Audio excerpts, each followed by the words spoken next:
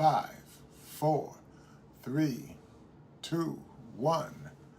Good afternoon and welcome to the 10 Commandments of Leadership podcast, where we educate, equip, and empower emerging leaders with God-thought leadership. And we present current events and newsmakers in the light of best practices from the Bible.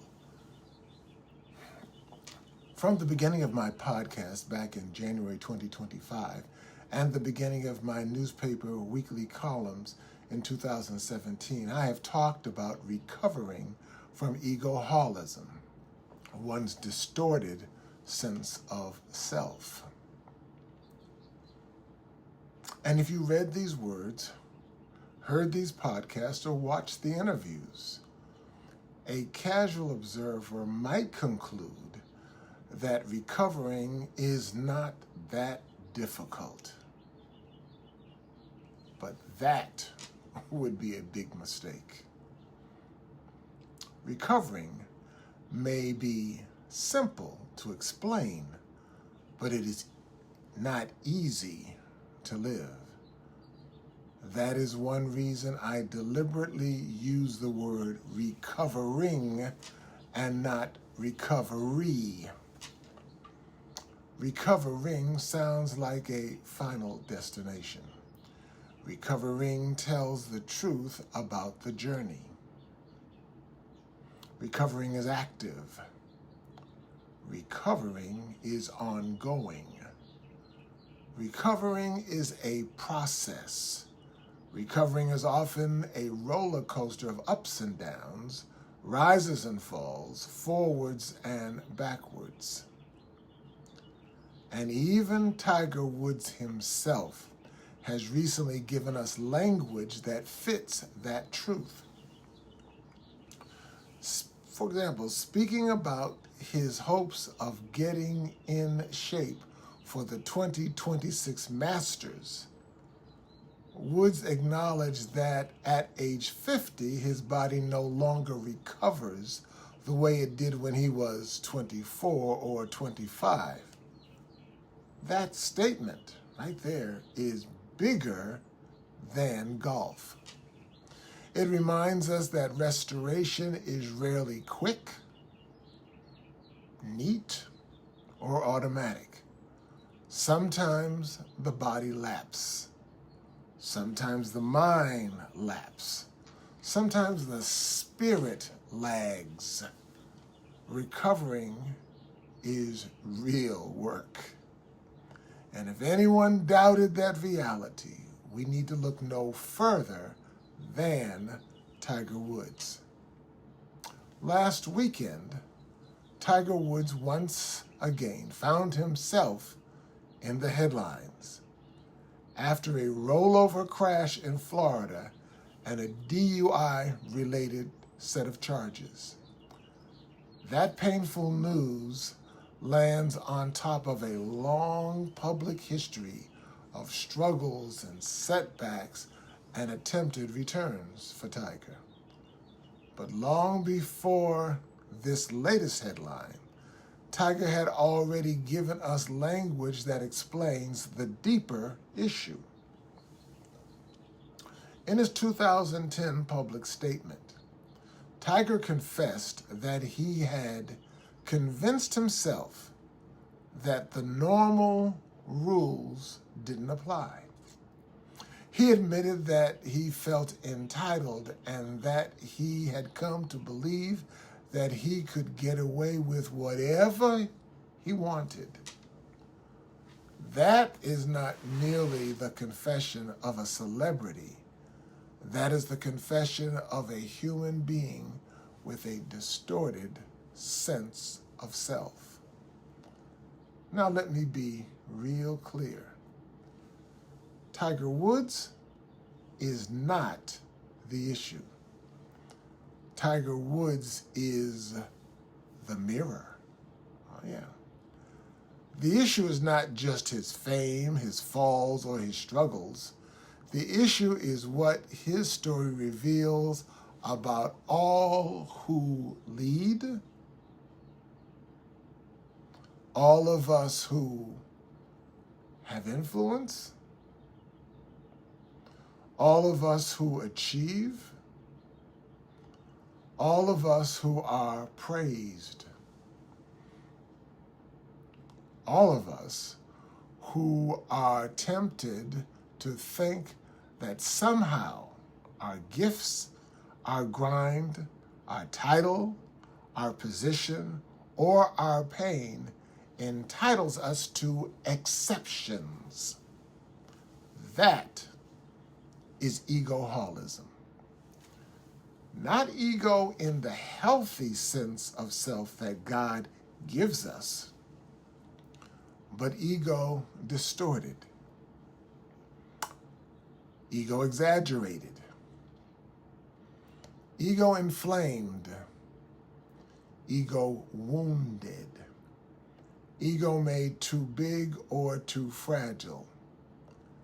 And the mirror becomes even more sobering when you remember that since his devastating February 2021 accident, Tiger Woods has never really been the same competitive golfer. Excuse me. Recent reporting notes that he has played in only 11 tournaments in 5 years since that crash. Of the 4 times he finished 72 holes, he was never closer than 16 shots to the winner. And yet he still shares the PGA Tour all-time record with 82 wins. That contrast is telling. The old image remains famous, but the present reality has changed. And that is where many recovering egoholics struggle most. We keep negotiating with an old picture of ourselves that life has already revised. And the Bible has already diagnosed this condition.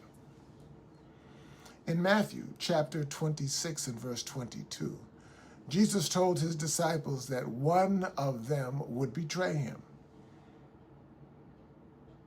And though his words were aimed at Judas, the other disciples did not begin by pointing fingers at somebody else. No, instead, they asked in an unrehearsed chorus, "Lord, is it I? Lord, is it I?"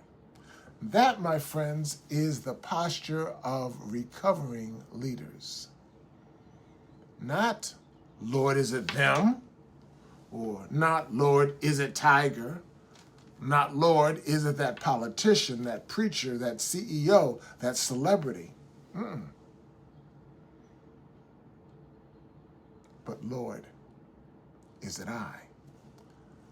That question is painful,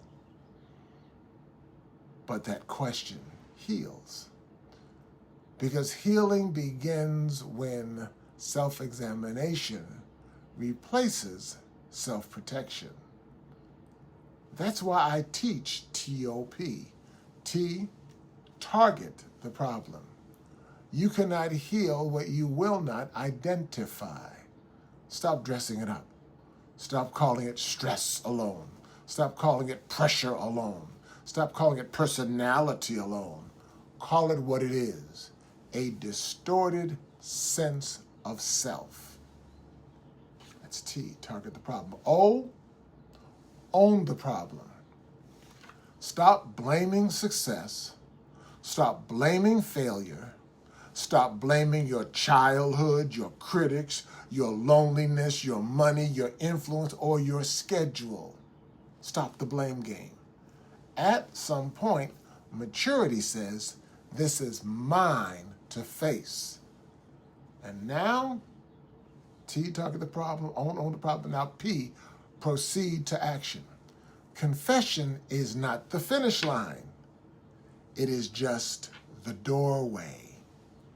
Action means boundaries. Action means truth tellers. Action means help. Action means humility. Action means accountability. Action means doing the next right thing, even when your pride hates it. Tiger Woods will have to proceed to action. But again, Tiger Woods is not the only one. Every emerging leader listening to me today must proceed to action. And so must I, Tim Alston. That is one reason I thank God that I'm not merely talking about ego-holism from the outside. I thank God that I am recovering. I thank God that He uses me in the process. Because this message is not theory to me. This message is testimony. It's a lived testimony. And perhaps that is the real gift hidden inside stories like Tiger's. God often uses our biggest icons to teach us our deepest lessons. Not so that we can mock them, not so that we can castigate them, not so that we can feel superior to them. No. But so that we can see ourselves more clearly. Why Tiger? The Bible's answer is, why not Tiger? Why not let a famous man's fall become an ordinary person's wake-up call? Why not let a public mirror expose private distortions? Why not let another person's headline become your heart check? So today, before you judge, pause. Before you post, pause. Before you shake your head at Tiger Woods, pause. And ask the question the disciples asked, Lord, is it I? And if the answer is yes, don't despair. Just T-O-P it. Target the problem. Own the problem. And then proceed to action. Because recovery may sound neat and finished, but recovering is where real people live. Recovering is where grace meets truth. Recovering is where leaders are humbled and remade. Recovering is where God does some of His best work. I'm still recovering. You may still be recovering. And perhaps Tiger, in his own painful way, is recovering. All of us recover in that journey in our own way.